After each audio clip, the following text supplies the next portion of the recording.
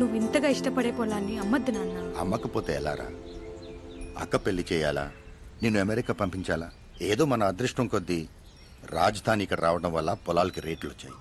లేకపోతే జీవితంలో మనం ఇంత డబ్బు చూడగలమా?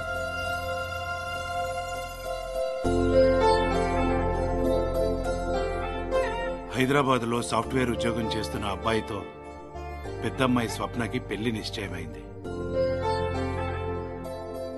ఈ విషయాన్ని చాలా సంతోషంగా తన ఫేస్బుక్ ఫ్రెండ్ అయిన అమృతకి పోస్ట్ చేసింది స్వప్న. ఆ మర్నాడే అమెరికా వీసా పని మీద నేను హారిక హైదరాబాద్ బయలుదేరాం. తర్వాత తన ఫ్రెండ్ మ్యారేజ్ కోసం విజయవాడ వచ్చిన అమృతని కలవడానికి స్వప్న విజయవాడ బయలుదేరింది. హలో అమృత, నేను విజయవాడ బస్ స్టాండ్ లో ఉన్నాను. నువ్వెక్కడున్నావు? లేట్ అవుతుందని నేను హోటల్కి వచ్చేసాను. నువ్వు కూడా ఇక్కడికి వచ్చేసాయి, కలిసి వెళ్దాం. ఓకే. Excuse me. చెప్పండి మేడం. రూమ్ నెంబర్ 317 ఎక్కడండి? 3rd floor right side. Thank you so much.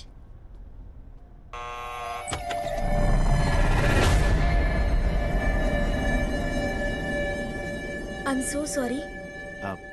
మీరు అమృత ఫ్రెండ్ అండి? అవును, మీరు? నేను అమృత వాళ్ళ బ్రదర్ని. తను ఫ్రెష్ అవుతుంది. మీరు వస్తారని చెప్పిందండి. లోపలికి రండి. కావాలంటే నేను బయట వెయిట్ చేస్తాను, మీరు రండి. పర్లేదు.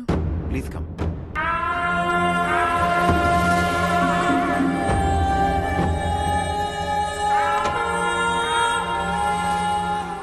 అమృత మీ గురించి రోజు చెప్తుంటుందండి.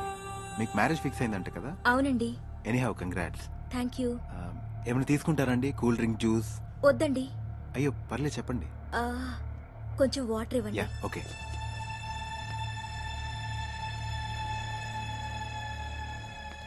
తీసుకోండి. Thank you.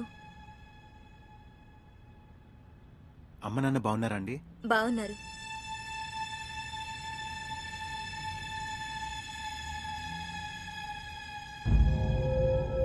స్వప్న, స్వప్న ఏమైంది? కొంచెం తల తిరుగుతున్నట్టు అనిపిస్తుంది. అయ్యో ఓకే.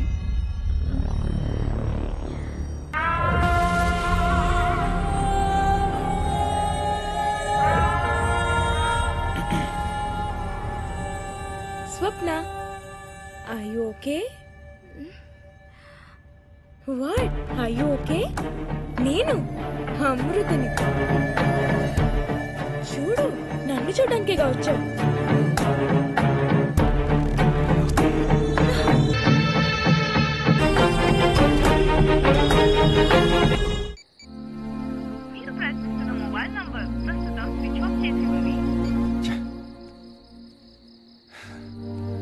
స్విచ్ ఆఫ్ అని వస్తుంది. అసలు నీకు బుద్ధుందా? పెళ్లి కుదిరిన అమ్మాయిని ఒంటరిగా పంపిస్తావా?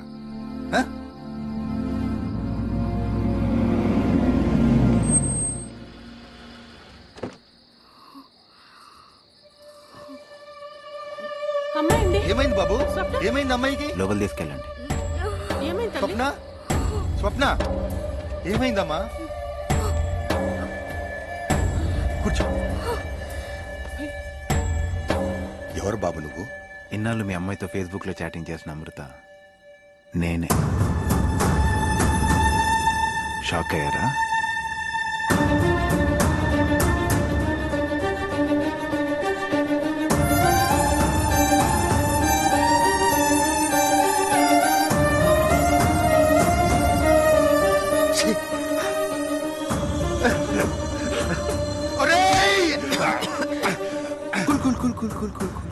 ఈ విషయం మీకు నాకు తప్ప ఇంకెవ్వరికి తెలీదు.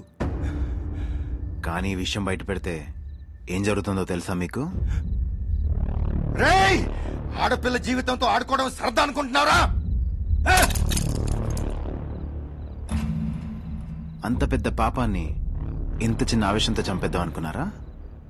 పాపము రావణాసురుడి తల లాంటిది. ఒకటి పోతే ఇంకోటి పుడుతూనే ఉంటుంది. ఇలా ఒక్క షేర్ బటన్ నొక్కానంటే ఇది అందరికీ వెళ్ళిపోతుంది. నీ కూతురు జీవితం నాశనం అయిపోతుంది. బాబు, దాని పెళ్లి కుదిరింది. దాని జీవితంతో ఆడుకో.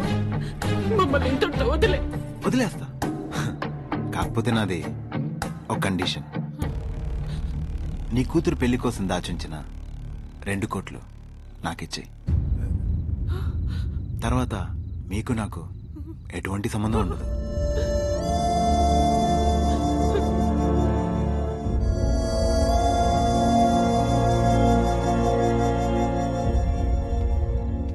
ఓపెన్ చెయ్యి.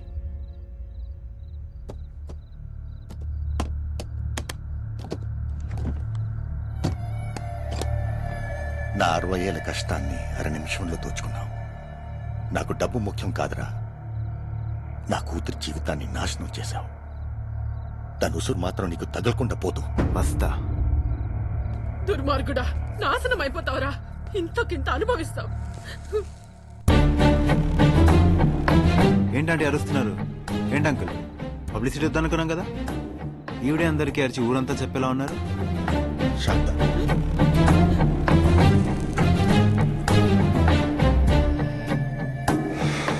నేను మాట మీద నిలబడదాం అనుకున్నాను, కానీ నీ కూతురందం నన్ను మాట తప్పేలా చేస్తాను. ఎల్లుండి నా బర్త్డే, మీ కూతుర్ని రెడీ చేసి ఉంచండి. కాదు కూడదు అని ఏమైనా అర్చారనుకో, ఈ షో మొత్తం ప్రపంచం చూస్తుంది.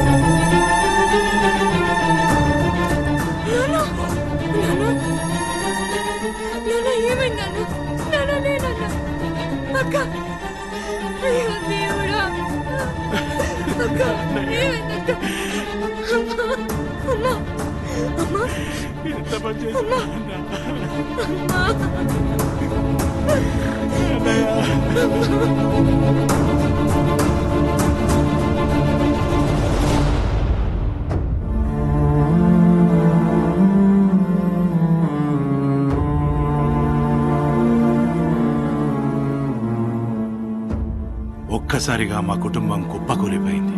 ఒక్క రోజులో మా జీవితాలు తలకిందులయ్యాయి.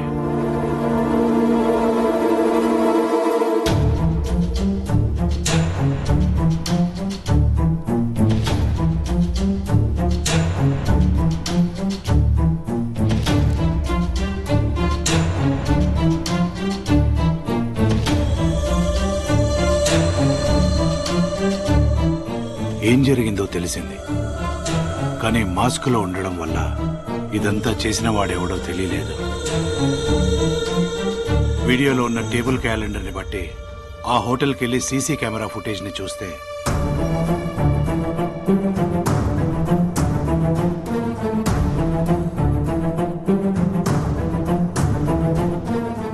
ఇంత ఘోరం చేసిన వాడు కనిపించాడు. హోటల్లో దిగినప్పుడు వాడిచ్చిన పేరు, అడ్రస్ అన్నీ తప్పని తెలిసింది. స్వప్న ఫోన్లో అమృత అని ఫీడ్ చేసిన నంబర్కి ఎన్నిసార్లు ఫోన్ చేసినా స్విచ్ ఆఫ్ అని, అవుట్ ఆఫ్ సర్వీస్ అని వచ్చింది. ఫేస్బుక్ సెర్చ్లో అమృత పేరు మీద ఉన్న ఫోన్ నంబర్ ఎంటర్ చేస్తే ఆ ప్రిన్స్ గాడి అకౌంట్ ఓపెన్ అయింది. కానీ అందులో లివ్స్ ఇన్ హైదరాబాద్ అని తప్ప వాడి అడ్రస్ కానీ వాడికి సంబంధించిన ఏ ఇన్ఫర్మేషన్ కానీ తెలియలేదు.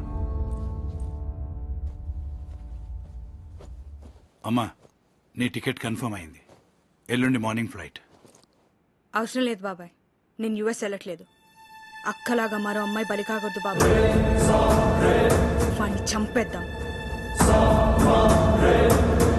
చంపేద్దాం.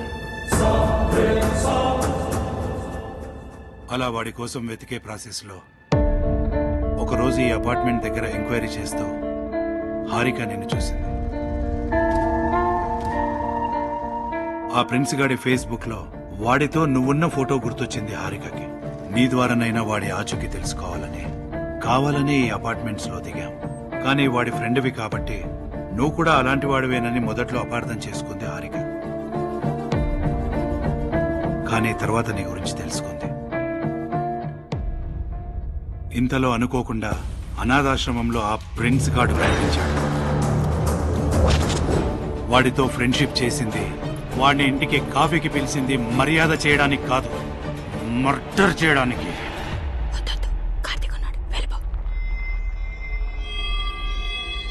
నువ్వు రావడం వల్ల ఆ రోజు బ్రతికిపోయాడు.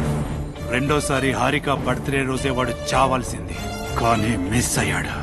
మూడోసారి ప్లాన్ చేసిన యాక్సిడెంట్ లో వాడు చచ్చాడని అనుకున్నాం, కానీ పాపి చిరాయి అన్నట్టు వాడు మళ్ళీ బ్రతికి బయటపడ్డాడు. ఈసారి హాస్పిటల్ నుంచి డిశ్చార్జ్ అవ్వగానే చంపేద్దామని డిసైడ్ అయ్యాం.